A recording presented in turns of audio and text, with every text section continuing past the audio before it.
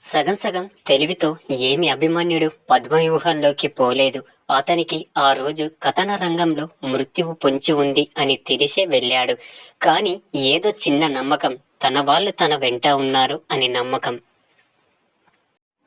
వాళ్ళు అతన్ని అనుసరించడంలో విఫలమయ్యారు. అది తెలిసి ఇంకా ముందుకు చొచ్చుకుపోతూ కౌరవ సేనానికి కాకవికలం చేశాడు.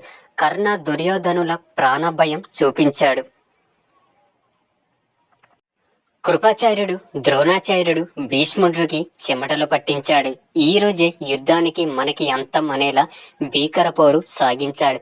కనీస ప్రతిఘటన ఇవ్వలేక కౌరవ యోధులు అంతా కలిసి అధర్మ యుద్ధం చేసి ఒకేసారి దాడి చేసి చేతిలో ఆయుధం లేకుండా చేసి రథాన్ని విరగొడితే రథచక్రమే చక్రాయుధంగా మార్చి పోరు సలిపాడు.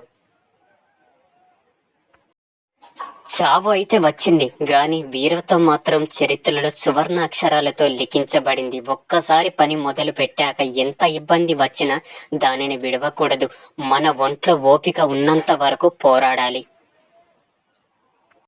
ఎప్పుడు మనతో మన వాళ్ళు ఉండకపోవచ్చు. లక్షల కౌరవ సేన మధ్యలో ఒంటరి అభిమన్యుడిగా నువ్వు మిగిలిపోవచ్చు. కానీ వెన్ను చూపక పోరాడిన వాడే చరిత్రలో తన పేరుని రాస్తాడు.